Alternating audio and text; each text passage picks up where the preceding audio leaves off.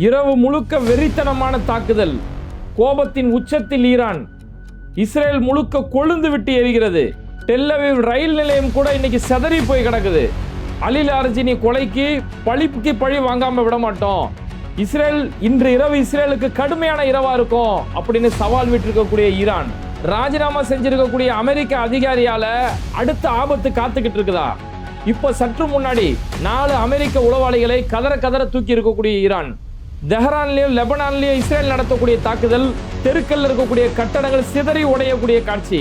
இது மாதிரியான பல்வேறுபட்ட செய்திகளையும் அதோட வீடியோ ஆதாரங்களையும் இன்னைக்கு நிகழ்ச்சியில பார்க்க போறோம். அதுக்கு முன்னாடி யாரெல்லாம் பேட்டை டிவியை சப்ஸ்கிரைப் பண்ணாம பாக்குறீங்களோ அவங்க மறக்காம சப்ஸ்கிரைப் பண்ணிட்டு இந்த வீடியோக்களை உங்க நண்பர்களுக்கு அதிகமாக ஷேர் செய்யுங்க. ஏன்னா வீடியோ பார்க்கக்கூடிய 100 பேர்ல 45% பேர் தான் சப்ஸ்கிரைப் பண்ணி பார்க்குறாங்க, மீதி சப்ஸ்கிரைப் பண்ணாமல் பார்க்குறாங்க அப்படின்ற நோட்டிஃபிகேஷன் யூடியூப் தரப்புலேருந்து வந்துகிட்டே இருக்கு. அதனால யாரெல்லாம் சப்ஸ்கிரைப் பண்ணாமல் பார்க்குறீங்களோ அவங்க மறக்காம சப்ஸ்கிரைப் பண்ணிட்டு இந்த வீடியோக்களை உங்கள் நண்பர்களுக்கு அதிகமாக ஷேர் செய்யுங்க. இப்போ ஈரானுடைய உச்ச பாதுகாப்பு செயலாளர் அலி லாரிஜினி அவர் நேற்று இரவு கொல்லப்பட்டாரு. அவர் கொல்லப்பட்டதுக்கு பிறகு ஈரான் இது எப்பேற்பட்ட பதிலடி கொடுப்பாங்க அப்படின்னு உலகமே உற்று நோக்கி காத்துட்டு இருந்தது. அதே மாதிரி நேற்று நைட்டு அவ்வளவு பெரிய ஒரு தாக்குதல். இஸ்ரேல்லாம் வாழ்க்கையில நினைச்சு கூட இருக்க மாட்டாங்க அப்பேற்பட்ட ஒரு தாக்குதல். அதுவும் சாதாரணமா 1-2 கொத்து கொத்தான தாக்குதல். ஏன்னா அந்த ஏவுகணை பேரே அவங்க கொத்து ஏவுகணை தானே வச்சிருக்காங்க. அந்த க்ளூஸ்டர் மிசைல் அப்படி ஒத்து மொத்தமா வந்து வெடிச்சு சதறி கொத்தா போய் ஒரு இடத்துல போய் விடுது. அவ்வளவு ஒரு வீரியமான தாக்குதல். இஸ்ரேலுடைய நகரங்கள்ல வானத்துல பார்த்தாலே அந்த வானம் முழுக்கவே க்ளூஸ்டர் மிசைல் தான். அப்படியே வானம் முழுக்க எங்க பார்த்தாலும் கொத்து கொத்தா ஏவுகணைகள் வரும்போது இஸ்ரேலுடைய அயன் டோம் அந்த இடத்துல ஃபெயிலியர் அடையுது. ஏன்னா இதுக்கு முன்னாடி நடந்த தாக்குதல்களே அயன் டோமால பெரிய அளவில் ஒண்ணுமே செஞ்சிட முடியல. இப்போ கொத்தா அதுவும் நேற்று அவங்க கடும் கோபத்தில் அவ்வளவு பெரிய தாக்குதல் நடத்தும் போது இதை எதையுமே அயன் டோமாலேயோ அவங்களுடைய இன்டர்செப்டராலேயோ இது எதையுமே இடைமறிக்க முடியல. அந்த அளவுக்கு நேற்று நைட்டு முழுக்க அவ்வளவு பெரிய ஒரு தாக்குதல். ஈரான் தங்களுடைய கோபத்தோட உச்சத்தை நேற்று காட்டிட்டாங்களோ அப்படின்னு பார்க்குற அளவுக்கு அவ்வளவு பெரிய தாக்குதல் அந்த இடத்துல நடக்குது. அது ஒவ்வொரு இடங்கள் எங்கெல்லாம் விழுதோ அந்த இடம் அப்படியே வெடிச்சு சதறக்கூடிய காட்சிகள், அந்த இடம் அப்படியே பத்தி எரியக்கூடிய காட்சிகள். சில இடங்களில் கட்டடங்கள்ல விழுந்து அந்த கட்டடமே பத்தி எரியக்கூடிய ஒரு காட்சிகள். அவ்வளோ ஒரு பதட்டமாகவும் பரபரப்பாகவும் அந்த இடங்கள் இருந்துட்டு இருக்குது. பல இடங்களில் கார் பார்க்கிங் எரிஞ்சுக்கிட்டு இருக்குது. கார் தெருக்கள் நிற்கக்கூடிய கார்கள் அப்படியே கொழுந்து விட்டு எரியக்கூடிய காட்சிகள் ஒரு பக்கம். இஸ்ரேலுடைய மீட்பு படையினர், அந்த மீட்பு படையினருக்கு நேற்று இரவு மாதிரி அவங்க ஒரு காட்சியை அவங்க பார்த்துருக்க மாட்டாங்க. அவ்வளவு கொடூரமான ஒரு தாக்குதல். எந்த பக்கம் திரும்பினாலுமே இங்க பக்கம் சைரன் சத்தம், அந்த பக்கம் ஆம்புலன்ஸ் சத்தம், இந்த பக்கம் ஃபயர் என்ஜினுடைய சத்தம். இப்படி சத்தங்களால வெறும் சைரன் சத்தங்களாலேயே நேற்று இரவு ஒரு தூங்காத இரவா தான் இஸ்ரேலுக்கு இருந்தது. அந்த அளவுக்கு ஒரு கடுமையான தாக்குதல். ஈரான் கோபத்தோட உச்சத்துக்கு போயிட்டாங்களோ அப்படின்னு பார்க்கக்கூடிய அளவுக்கு நேற்று இரவு முழுக்கவே இஸ்ரேல்ல இவ்வளவு பெரிய தாக்குதல். எங்க பார்த்தாலும் தீ தான், எந்த பக்கம் திரும்பினாலும் தீ பத்திக்கிட்டு எரியக்கூடிய அளவுக்கும் பல சாலைகள்ல அந்த மிசைல்ஸும் அந்த ட்ரோனை விழுறதால சாலைகள் உடைஞ்சு பேந்து போயிருக்க அளவுக்கு, ரோடெல்லாம் அப்படியே பள்ளம் விழக்கூடிய அளவுக்கு இப்பேற்பட்ட தாக்குதல்கள் ஒரு பக்கம். அதுல இஸ்ரேலுடைய ரயில்வே ஸ்டேஷன், அங்க டெல் அவீவ்ல இருக்கக்கூடிய முக்கியமான ஒரு ரயில்வே ஸ்டேஷன், அந்த ரயில்வே ஸ்டேஷன்ல நடந்தப்பட்ட ஒரு தாக்குதல். ரயில்வே ஸ்டேஷனோட உள்பகுதி வரைக்கும் அதோட பாதிப்பு வெளியில் வந்திருக்கு. உள்பகுதியில் எவ்வளவு பெரிய பாதிப்புனா இப்ப வெளிப்புறத்தில் எப்படி இருக்கும், உள்பகுதியில் அவ்வளவு பெரிய பாதிப்பு. இன்னைக்கு முழுக்கவே நேற்று நைட்டு இந்த அட்டாக் நடந்தது. இன்னைக்கு பகல் வரைக்கும், இன்னைக்கு சாயந்தரம் ஆயிருச்சு, இப்போ வரைக்கும் அங்க ரயில் போக்குவரத்து ஆரம்பிக்கல. ரயில் போக்குவரத்து ஒட்டுமொத்தமா நிறுத்திட்டாங்க. இதில் ஒன்று நல்லா பார்த்துக்கோங்க, இங்கே வானத்திலேருந்து அந்த க்ளூஸ்டர் மிசைல்ஸ் வரதா இருக்கட்டும், கீழே விழுந்த இடத்துல தீப்பத்தி எரியதா இருக்கட்டும், இதெல்லாம் அந்த அரசுக்கு தெரியாமல் வரக்கூடிய வீடியோ காட்சிகள் தான். அந்த அரசு ஒட்டுமொத்தமாக மறைக்க பார்க்குறாங்க. தங்களுடைய பாதிப்பு எக்காரணத்துக்கு கொண்டு வெளி உலகத்துக்கு தெரிஞ்சிடக்கூடாது, என்னுடைய பலவீனம் வெளியில தெரிஞ்சா அது எதிரிக்கு பலமாக மாறிடும் அப்படிங்கிறதுக்காக தன்னோட பலவீனத்தை தொடர்ந்து மறைக்கக்கூடிய வேலைகள் இருக்காங்க. இந்த செய்திகளை வெளியிடக்கூடிய மீடியாக்களுக்கு மிரட்டல் கொடுத்துட்டு இருக்காங்க. இப்படியெல்லாம் இருக்கும்போது அதெல்லாம் தாண்டி களத்திலிருந்து வரக்கூடிய வீடியோக்கள் தான் இதெல்லாம் ஒரு சில வீடியோக்கள் தான். இப்போ உன்ன பாதிப்பு எந்த அளவுக்கு இருக்கும், அந்த அளவுக்கு இஸ்ரேல் நேற்று இரவு முழுக்க அவங்க கற்பனை பண்ணி பார்க்க முடியாத, நினைச்சு கூட பார்த்துறாத அளவுக்கு அவ்வளவு பெரிய தாக்குதல். அப்படியே அந்த நெருப்பெல்லாம் வெடிச்சு செதறுது. அந்த ஏரியாவே அப்படியே ஒரு மாதிரி சிவப்பு கலர்ல இருக்கு. எந்த அளவுக்கு அவங்க கோபமா இருந்தா அந்த அளவுக்கு சிவப்பு கலர்ல அந்த இடத்துல அடிக்கக்கூடிய அளவுக்கு உயரமான கட்டடங்கள்ல அந்த ட்ரோன் அட்டாக் நடந்து அந்த உயரமான கட்டடங்கள் முழுக்கவே தீ பத்திக்கிட்டு புகை மண்டலமா சூழக்கூடிய அளவுக்கு அவ்வளவு பெரிய தாக்குதல் அந்த இடத்துல நடந்துட்டு இருக்குது.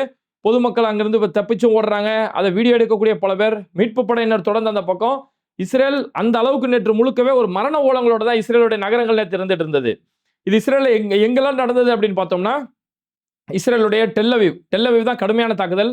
இஸ்ரேலுடைய ஜனீனுடைய பகுதி, சென்டர் இஸ்ரேல், கரிமினல், இது மாதிரியான பல இஸ்ரேலுடைய முக்கியமான நகரங்கள்ல இதெல்லாம் சொல்லப்படுமோ அந்த இடம்லாம் டார்கெட் பண்ணி துல்லியம் அடிக்கப்படுது.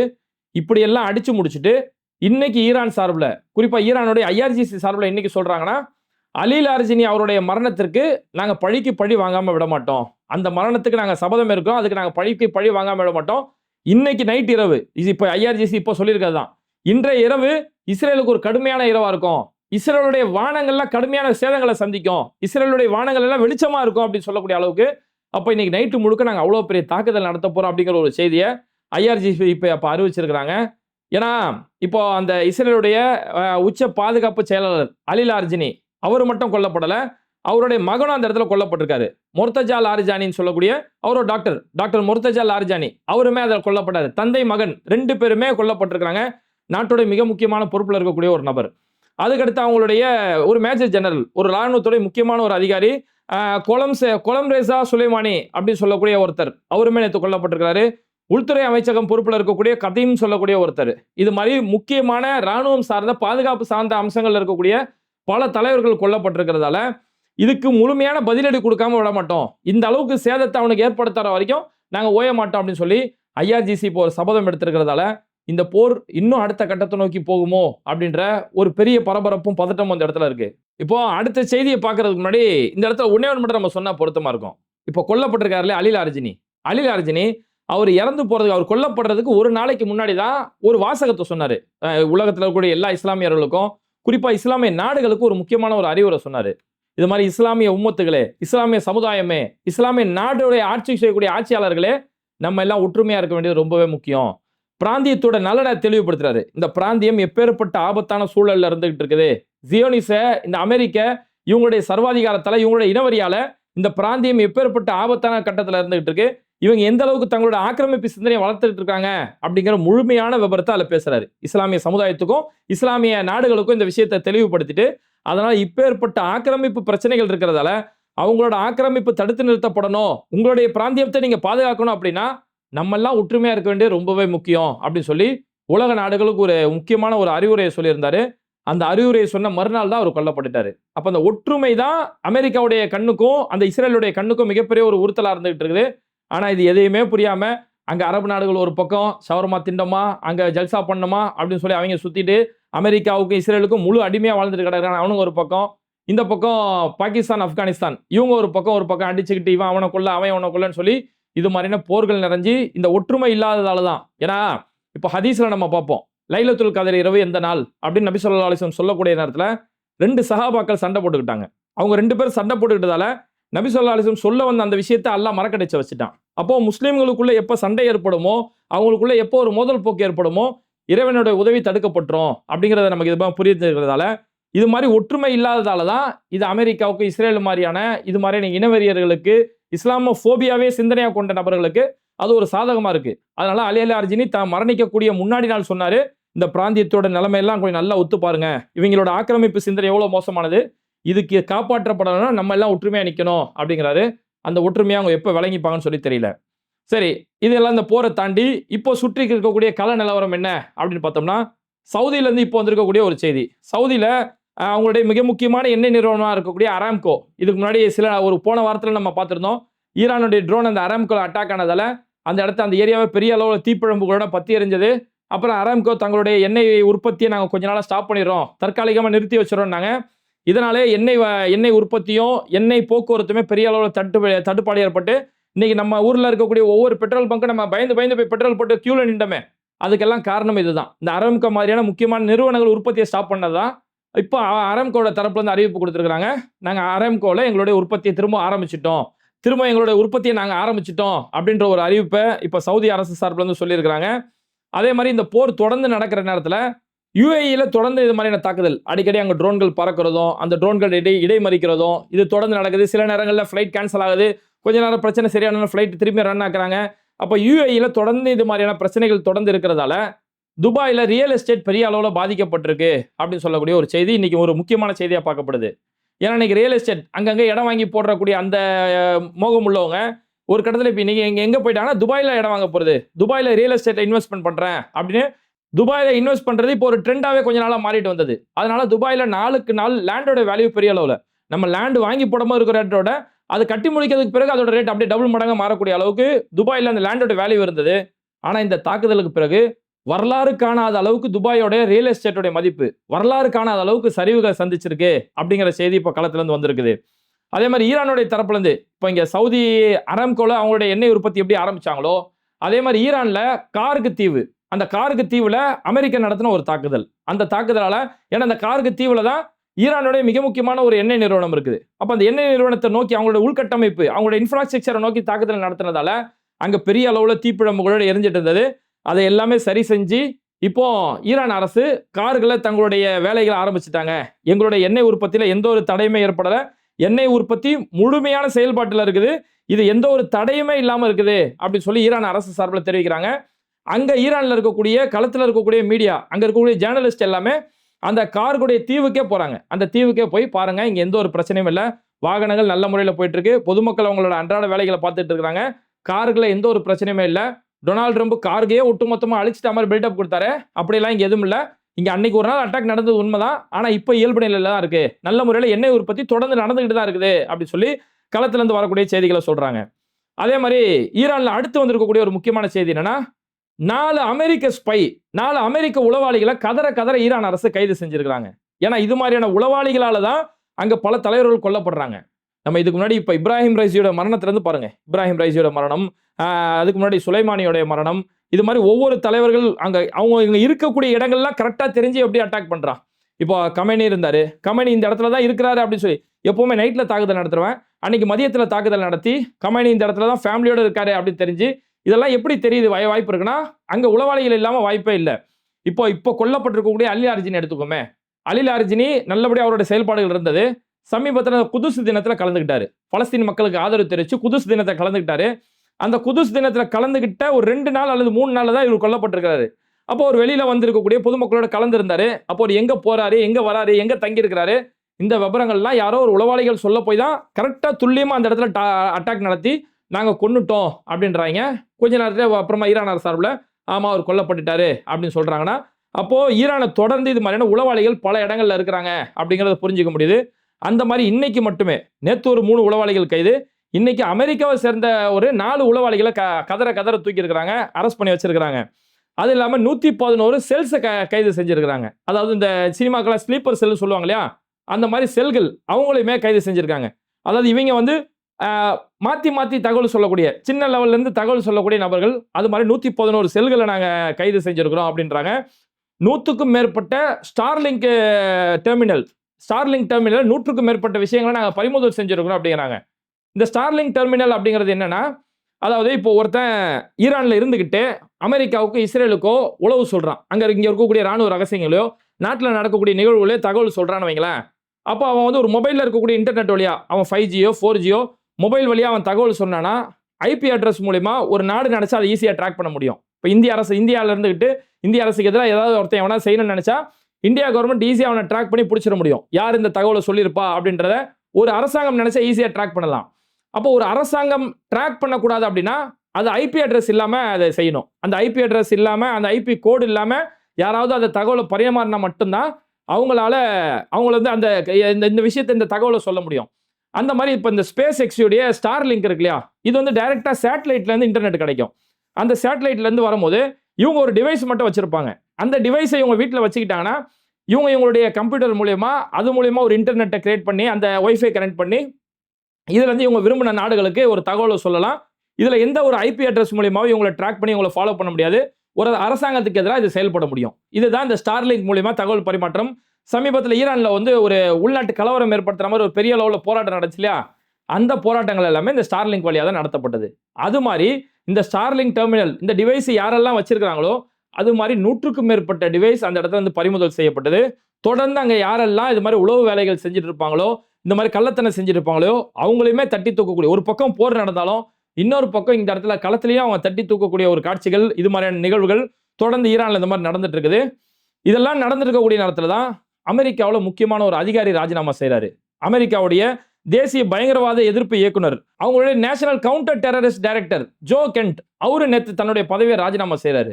ராஜினாமா செய்யும் போது ஒரு தேசிய பயங்கரவாத எதிர்ப்பு அமைப்புடைய ஒரு டைரக்டரா இருக்காரு. அமெரிக்க அரசுல அவ்வளவு முக்கியமான ஒரு பொறுப்பு. ஒரு போர் நடக்கும் போது இவர் தான் அங்க முக்கியமான களத்துல நிக்க வேண்டிய ஒரு நபர். அவர் தன்னோட பொறுப்பை ராஜினாமா செய்யறாரு. இவ்வளவு உலகமே உடங்கி போயிருக்கக்கூடிய ஒரு போர், இந்த போர்ல ராஜினாமா செய்யறாருன்னா இது உலகமே திரும்பி பார்க்கக்கூடிய ஒரு செய்தியா மாறுது. அப்ப ராஜினாமா செய்யும் போது அவர் என்ன சொல்றாருன்னா, இந்த நடக்குதே இந்த போர் நாட்டுக்காகவோ உலகத்துடைய நலனுக்காகவோ பயங்கரவாதத்தை எதிர்த்தோ இந்த போர் நடக்கலங்க. இந்த போர் நடக்கிறது காரணம் இஸ்ரேலுடைய அழுத்தத்தால இந்த போர் நடந்துகிட்டு இருக்குது. இஸ்ரேல், அமெரிக்கா இங்க 2 இடங்கள்ல இருக்கக்கூடிய சிலருடைய லாபிக்காக இந்த போர் நடத்தப்படுது. அதனால இப்படி யாரோட லாபிக்காகவோ இஸ்ரேலுடைய அழுத்தத்துக்காகவோ இஸ்ரேலுடைய நலனுக்காகவோ இங்க ஒரு போர் நடக்குது.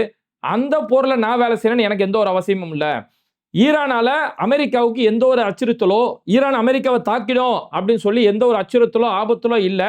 ஆனா இவங்க ஈரான் மேல போர் நடத்துறது அப்படிங்கிறது இஸ்ரேலுடைய அழுத்தம், அமெரிக்கா இஸ்ரேல் இருக்கக்கூடிய சிலருடைய லாபி, இதனாலதான் இந்த போர் நடத்தப்படுது.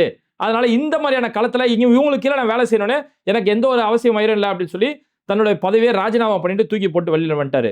அவர் சொல்றது உண்மையாலே 100% உண்மை. ஏன்னா இன்னைக்கு டொனால்ட் ட்ரம்ப் இவ்வளவு தீவிரமா மும்முரமா அந்த போர்ல இறங்குறது காரணம் அந்த எப்ஸ்டீன் ஃபைல்ல அவருடைய பேர் அடிபட்டுருச்சு. இந்த எப்ஸ்டீன் ஃபைல்ஸ் முழுக்கவே இந்த இஸ்ரேல் மாதிரியான இந்த நாடுகள் தான், இவங்களுடைய அந்த மொசாது இந்த மாதிரியான உளவுப்படை அமைப்புகள், இவங்க தான் இது மாதிரியான வேலைகள் செய்யறது. அப்போ அந்த மாதிரியான வேலைகள் செஞ்சவங்க பலருடைய அந்தரங்க ரகசியங்களை கையில வச்சுக்கிறதால வேற வழி இல்லாம அந்த அழுத்தத்தின் பேர்ல இது மாதிரியான போர்கள் நடந்துட்டு இருக்குது.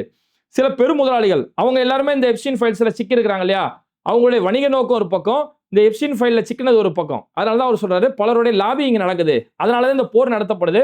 அப்ப இங்க நான் இருக்கணும்னு எந்த ஒரு அவசியமும் இல்லை அப்படின்னு சொல்லி தன்னுடைய பதவியை ராஜினாமா செஞ்சிட்டாரு. ஆனா அதுல இன்னொரு கோணம், 2வது கோணத்திலுமே இது எப்படி பார்க்கப்படுது அப்படின்னா, இவர் உண்மையாவே இதுக்கு தான் ராஜினாமா பண்ணாரா, அல்லது அமெரிக்கா இதுக்கு பின்னாடி வேற ஏதாவது சதி வச்சிருக்காங்களா? அதாவது இதுனா அமெரிக்காவுடைய சதியை உணர்ந்து ராஜினாமா பண்றாரா அப்படின்னு ஒரு கேள்வி. சதியை உணர்ந்து ராஜினாமா என்னன்னா, வேற ஏதாவது ஒரு அணுகுண்டு தாக்குதல் நடத்திடுவாங்களோ, வேற ஏதாவது சில இடங்கள்ல இவங்களே தாக்குதல் நடத்தி ஈரான் மேல பழி போடுறதுக்கு ஒரு பிளான் பண்ணிட்டு இருக்காங்களோ அப்படின்ற ஒரு பெரிய ஒரு அச்சுறுத்தல் இந்த இடத்துல இருக்குது. இப்போ அமெரிக்காவுடைய ட்வின் டவர் அட்டாக், அந்த ட்வின் டவர் அட்டாக் இரட்டை கோபுரத்தில் தாக்குதல் நடத்தப்பட்டது. இன்னைக்கு வரைக்கும் அது இருக்கக்கூடிய ஒரு சர்ச்சை என்னன்னா, அது அமெரிக்காவே தாக்குதல் நடத்தி ஆப்கானிஸ்தான் மேலையும் பல பேர் மேல பழிய தூக்கி போட்டுட்டு அதை காரணமா வச்சு பல நாடுகளில் போய் அவங்களோட எண்ணெய் வளங்களை சுரண்டாங்க. அப்போ அது மாதிரி எங்கெங்கயோ தாக்குதல் நடத்தி இவங்க ஏதோ திட்டம் வச்சிருக்காங்களோ, அதனால அந்த பழியை தூக்கி ஈரான் மேல ஈஸியா தூக்கி போடுறதுக்கான ஒரு காலம் இருக்குது. அப்போ இது மாதிரியான திட்டங்கள் நடக்கிறதால இது தனக்கு விருப்பம் இல்லாம ராஜினாமா செஞ்சுட்டு வந்தாரா, அப்ப இதுக்கு பின்னாடி ஏதோ திட்டமிடல் நடக்க போகுதா அப்படிங்கிற ஒரு சந்தேகமும் இன்னைக்கு சர்வதேச அளவில் இந்த சந்தேகம் தொடர்ந்து பேசப்பட்டுக்கிட்டு இருக்கு. ஓகே, இதெல்லாம் தாண்டி இறுதியா இப்போ இஸ்ரேலுடைய களங்கள் பார்த்தோம், இஸ்ரேல் தொடர்ந்து எரிஞ்சுக்கிட்டு இருக்கு. அது மாதிரி ஈரானுடைய கள நிலவரம் என்ன அப்படின்னு பார்த்தோம்னா, ஈரான்லயுமே இஸ்ரேல் தரப்புல இருந்து தொடர்ந்து தாக்குதல் நடக்குது. அங்க எல்லாமே நடந்திருக்க நேரத்துல லெபனான் தான் இங்க பெரிய அளவுல பாதிக்கப்பட்டிருக்கு. லெபனான் தலைநகர் பெய்ரூட், ஏன்னா இஸ்ரேல் அடுத்து குறி வச்சிருக்க அந்த லெபனான் தான். காசாவை அழிச்சு முடிச்சு லெபனானை கைப்பற்றிட்டு ஒட்டுமொத்தமா அந்த இஸ்ரேல் சரௌண்டிங்கா அவன் கண்ட்ரோல் பண்ணலாம் பாங்க. இஸ்ரேல், காசா, லெபனான் ஒட்டுமொத்தமா ஆக்கிரமிக்கிறதுக்காக ஒரு பெரும் முயற்சி செஞ்சுட்டு இருக்கான். அதனால லெபனான்ல கொத்தா அந்த மிசைலை ஏவி பெரிய அளவிலான ஒரு தாக்குதல் நடத்தி பொதுமக்கள் வாழக்கூடிய பகுதிகளை ஒட்டுமொத்தமா நாசப்படுத்திக்கிட்டு இருக்கான். பொதுமக்கள் வாழக்கூடிய பகுதிகள் அவ்வளோ நாசத்தை ஏற்படுத்தி அந்த ஏரியாவே காணாம், அங்க இருந்து வாழ்ந்த மக்கள் அவங்களுடைய வாழ்விடங்கள் இது எதையுமே காணா அப்படின்னு சொல்லக்கூடிய அளவுக்கு அவ்வளோ ஒரு மோசமான தாக்குதல் நடத்துறான். இந்த வீடியோ போடுறதுக்கு ஒரு சில மணி நேரத்துக்கு முன்னாடி நடந்த ஒரு தாக்குதல், ஒரு ஏரியாவில் நல்ல அடுக்குமாடி கட்டடங்கள், மக்கள் வாழக்கூடிய குடியிருப்பு பகுதி, அந்த குடியிருப்பு பகுதியில் போய் கரெக்டா பில்டிங்ல போடாம பில்டிங்கோட பேஸ்மெண்ட்டை பார்த்து அட்டாக் பண்றான். கரெக்டா பேஸ்மெண்ட்டை பார்த்து அட்டாக் பண்ணோன்னே ஒட்டுமொத்த பில்டிங் அப்படியே சீட்டு கட்டு மாதிரி சரிஞ்சு விழுது. அப்படியே சரிஞ்சு விழுது. இப்படி சரிஞ்சு விழுவுதுன்னா அப்ப அந்த உள்ள வாழ்ந்த மக்களோட நிலைமை என்ன ஆகுது, அதை சுத்தி அக்கம் பக்கத்தில் ரோட்ல போனவங்களோட நிலைமை என்ன ஆகுது, அந்த அளவுக்கு ஒட்டுமொத்தமா சரிஞ்சு விழுந்து அப்படியே வான அளவுக்கு அந்த புகைகளும் அந்த தூசுகளும் அப்படியே பறக்கக்கூடிய அளவுக்கு பொதுமக்கள் மேல டார்கெட் பண்ணி எப்பேற்பட்ட தாக்குதல் நடக்கிறதால இந்த போர் இன்னமும் முடிவில்லாம நடந்துட்டு இருக்குது. ஈரானும் சொல்றாங்க எங்களுடைய தலைவர்கள் கொல்லப்படுறதால இன்னைக்கு நைட்டு நினைச்சு பார்க்க முடியாத அளவுக்கு ஒரு தாக்குதல் நடக்கும் அப்படின்னு சொல்றதால இந்த போர் எப்ப முடிவடையுமோ, எப்ப மக்கள் அவங்களுடைய இயல்பு வாழ்க்கையில வாழ்வாங்களோ அப்படிங்கிற ஒரு கேள்வி இருக்கு. ஏன்னா இது 2 நாட்டு மக்களுமே இப்ப பாதிக்கப்படல, மொத்த உலகமும் இப்போ முடங்கி போயிருக்கிறதால இந்த போர் எப்பதான் முடிவுக்கு வருமோ அப்படின்னு சொல்லி உலக மக்கள் எல்லாம் எதிர்நோக்கி காத்துட்டு இருக்கிறாங்க. அது சம்பந்தமான தொடர் நிகழ்வுகள், அந்த செய்திகள், வீடியோக்கள் எல்லாமே ஆதாரங்களோட நம்ம பேட்டை டிவி சார்பில் நம்ம தொடர்ந்து தெளிவுபடுத்திக்கிட்டே இருக்கோம். யாரெல்லாம் பேட்டை டிவியை சப்ஸ்கிரைப் பண்ணாமல் பார்க்குறீங்களோ அவங்க மறக்காம சப்ஸ்கிரைப் பண்ணிட்டு இந்த வீடியோக்களை உங்கள் நண்பர்களுக்கு அதிகமாக ஷேர் செய்யுங்க. இணைந்திருப்போம். மிஸ்டர் பர்ஃபெக்ட் மென் வெல்னஸ், திருமணம் ஆகக்கூடிய அனைத்து ஆண்களின் இல்லற பிரச்சனைக்கும் ஒரே தீர்வு. வயதான பலகினம், சுகர் பலகினம், இனி கவலை வேண்டாம். உலகில் முதல் முறையாக 26க்கும் மேற்பட்ட மூலிகை பொருட்கள் மிக நேர்த்தியாக பயன்படுத்தி ஹலாலான முறையில் தயாரிக்கப்பட்ட இயற்கை வயாகரா. 1,00,000க்கும் மேற்பட்ட திருப்திகரமான வாடிக்கையாளர்கள், 1000க்கும் மேற்பட்டோருக்கு குழந்தை பாக்கியமும் கிடைத்துள்ளது. நமது தமிழ்நாட்டில் துவங்கிய நிறுவனம் இன்று உலகம் முழுக்க பயணிக்கிறது. மேலும் விவரங்களுக்கு கீழுள்ள எண்ணை அணுகுங்கள்.